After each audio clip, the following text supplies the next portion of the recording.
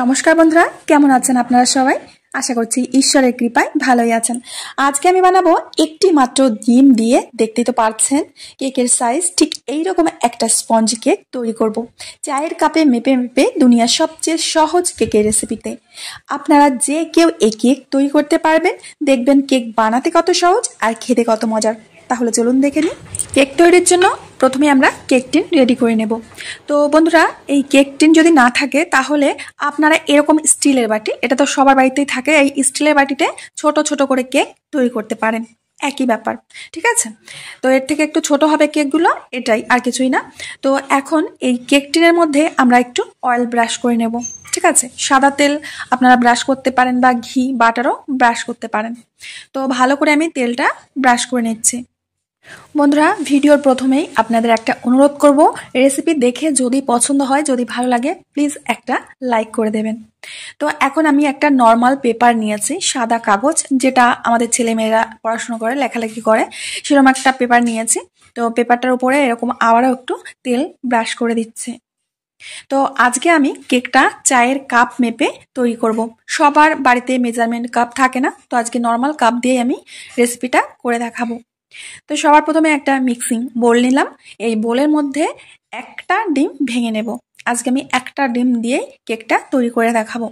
তো প্রথমে আমি ডিমটা ভেঙে নিচ্ছি। ব্যাস। তো চলুন, এবার আমি নিয়ে নেব সেই কাপ মেপেই চিনি। 1 কাপ থেকে সামান্য একটু কম চিনি নিয়ে নিচ্ছি। এখন ডিমের সাথে চিনিটাকে খুব ভালো করে ফেটিয়ে নেব একটা হ্যান্ড বিটারের সাহায্যে। আপনাদের কাছে যদি ইলেকট্রিক বিটার থাকে সেটা দিয়েও করতে পারেন, কিন্তু ইলেকট্রিক বিটার তো সবার ঘরে থাকে না, এর জন্য আমি হ্যান্ড বিটার দিয়ে এটা তৈরি করেছি। তো খুব ভালো করে ফেটিয়ে নিতে হবে, মোটামুটি 8-10 মিনিট সময় নিয়ে এই ডিম আর চিনিটাকে একসাথে ফেটিয়ে নেবে। তো এখন সেই কাপ মেপেই আমি 1 কাপ দুধ দিয়ে দিচ্ছি। মোটামুটি এই কাপটা মেপেই আমি সমস্ত কিছু দেখাবো। আর সেই কাপেরই হাফ কাপের থেকে একটু কম তেল দিয়ে দেবো। তেলটা খুব বেশি দেবে না, তাহলে কেকটা খেতে ভালো লাগবে না। তো খুব ভালো করে আবার মিশিয়ে নিতে হবে। এখানে কিন্তু সর্ষের তেল বা যে কোনো সুগন্ধি তেল একদমই দেবে না, শুধুমাত্র সাদা তেল মানে রিফাইন্ড অয়েলটাই ব্যবহার করবে। এখন দিয়ে দেব 25 গ্রাম মতো বাটার। বাটারটা আমার আছে বলে দিচ্ছি, তোমাদের কাছে যদি না থাকে দেবার কোনো দরকার নেই। বাটারটা দিলে আর কি কেকটা একদম সফট হবে। বাটারটাকে আমি হালকা গলিয়ে নিয়েছি। তো চলো, এখন বাটারটাকেও খুব ভালো করে মিশিয়ে নেব। তরল উপকরণগুলো সমস্ত আমার মেশানো কমপ্লিট। তো এখন এর মধ্যে দিয়ে দেবো আমি লেবু। যেহেতু এখানে আমি ডিমের ব্যবহার করেছি, ডিমের থেকে একটা গন্ধ আসতে পারে, আষ্টে গন্ধ, তার জন্য এখানে আমি লেবু দিয়ে দিচ্ছি। লেবুর বাইরের পাশটা এইভাবে হালকা ঘষে ঘষে দিয়ে দেবে, মানে সাদা অংশটা যাতে না যায়, শুধু সবুজ অংশটা। লেবুটা হলুদ হয়ে গেছে, তো হলুদ অংশটা আমি এইভাবে একটু গ্রেট করে দিয়ে দিচ্ছি। সাদা অংশটা যেন কোনোভাবেই না যায় সেদিকে খেয়াল রাখবে, না হলে তিতো লাগবে। আর সেই লেবুটারই অর্ধেকটা, দেখতেই পাচ্ছ, অর্ধেকটা রস সম্পূর্ণটাই আমি দিয়ে দেব চেপে চেপে।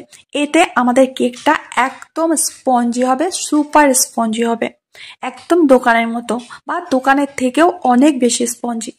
খুব ভালো করে লেবুর রসটাকেও মিশিয়ে নেব। তো চলো, এখন শুকনো উপকরণের মধ্যে শুধু ময়দা। তো আমি এখানে সেই কাপটা মেপেই, দেখতেই পাচ্ছ, সেই কাপটা মেপেই আমি দিয়ে দেবো এখানে 2 কাপ ময়দা। মাপগুলো অবশ্যই ঠিক ঠিক দেবে, তাহলেই কেকটা একেবারে পারফেক্ট হবে। 2 কাপ ময়দা দিয়ে দিচ্ছি, এর থেকে বেশি একটুও দেবে না। আর সাথে দিয়ে দেবো 1 চামচ বেকিং পাউডার আর হাফ চামচ থেকে একটু কম বেকিং সোডা। ব্যাস, এবার শুকনো উপকরণগুলো চেলে নিতে হবে। কেক তৈরির সময় সব সময় শুকনো উপকরণটা চেলে নেবে, তাহলে বেকিং পাউডার বা বেকিং সোডার সাথে খুব ভালো করে মিশে যাবে। তো চেলে নেওয়া হয়ে গেছে। এখন খুব ভালো করে শুকনো উপকরণ আর তরল উপকরণটাকে মিশিয়ে নিতে হবে। এটাও একটু সময় নিয়ে করতে হবে, যাতে ময়দার কোনো দানা ভাব এর ভেতরে থেকে না যায়। খুব ভালো করে আমি ফেটিয়ে নিচ্ছি। এটাও একটু সময় নিয়ে, মোটামুটি 5 থেকে 7 মিনিট সময় নিয়ে মিশিয়ে নিতে হবে। আর বন্ধুরা, তোমরা নিশ্চয়ই ব্যাটারের ঘনত্বটা বুঝতে পারছো। ঠিক এরকমটাই ব্যাটার তৈরি করতে হবে, এর থেকে পাতলা বা এর থেকে ঘন যেন না হয়ে যায়। ব্যাটার আমাদের একেবারেই রেডি। এবার নিয়ে নেব কেক টিন। কেক টিনে এখন আমরা ব্যাটারটাকে ঢেলে দেবো একটু উপর থেকে, দেখতে পাচ্ছ এইভাবে উপর থেকে ঢেলে দেবো যাতে বাতাসটা খুব কম পরিমাণে ব্যাটারের মধ্যে থাকে। ঠিক আছে, তো সম্পূর্ণ ব্যাটারটাই আমি দিয়ে দিয়েছি। এবার কেক টিনটাকে ধরে এইভাবে একটু ট্যাপ করে দিতে হবে যাতে ভেতরে থাকা বাতাসগুলো বাইরে বেরিয়ে আসে। আগে থেকেই একটা কড়াইকে আমি প্রিহিট হতে দিয়েছিলাম, মোটামুটি 8 থেকে 10 মিনিট সময় ধরে লো আছে। তো এটা প্রিহিট হয়ে গেছে।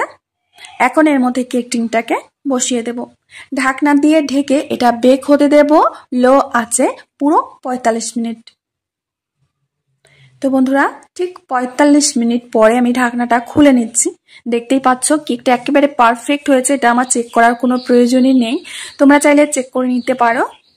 তো এখন কেক টিন থেকে বাইরে বের করে নিতে হবে।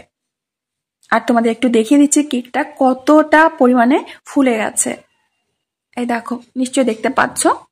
এখন আমি কেকটাকে বাইরে বের করে নেব। ঈশ্বরের কৃপায় কেকটা আমাদের একেবারেই পারফেক্ট হয়েছে। এবার প্রথমে কেকটাকে আমি ঠান্ডা করে নিয়েছি। ঠিক আছে, গরম অবস্থায় কেকটাকে ডিমোল্ড করতে যাবে না। কেকটাকে সম্পূর্ণ ঠান্ডা করে নিয়ে চাকু দিয়ে এইভাবে চারপাশটাকে ছাড়িয়ে নেবে। তো আমি চাকু দিয়ে চারপাশটা এইভাবে ছাড়িয়ে নিচ্ছি। তারপরে এটাকে উল্টো করে দিতে হবে, একদম ইজি ভাবে বেরিয়ে যাবে, দেখবে। এই দেখো, অনেক সুন্দর হয়েছে, দেখতেই পাচ্ছ। এখন পেছন থেকে এই কাগজটা আমি তুলে দিচ্ছি, আর কত সহজে কাগজটা উঠে যাচ্ছে দেখতে পাচ্ছ। দারুণ স্পঞ্জি হয়েছে, আমি তোমাদের দেখিয়ে দিচ্ছি। এই দেখো, একেবারে নরম তুলতুলে স্পঞ্জি, একদম বাজারের কেকের মতো। এইভাবে চায়ের কাপ মেপে মেপে তোমরা যদি কেকটাকে তৈরি করো একদমই পারফেক্ট হবে। এখন আমি তোমাদের কেকটাকে কেটে দেখাচ্ছি। অনেক সুন্দর হয়েছে কেকটা, নিশ্চয়ই বুঝতে পারছো তোমরা। দেখো, দারুণ সফট হয়েছে, দেখতেই পাচ্ছ। চাপ দিলে একই জায়গায় চলে আসছে আবার। দেখো, দারুণ স্পঞ্জি হয়েছে। তো বন্ধুরা, এইভাবে চায়ের কাপ মেপে যখন খুশি তখন তোমরা বাড়িতে স্পঞ্জি কেক তৈরি করে খেতে পারবে। তো বন্ধুরা, আশা করছি আজকের কেকের রেসিপিটা তোমাদের অনেক সহজ মনে হয়েছে।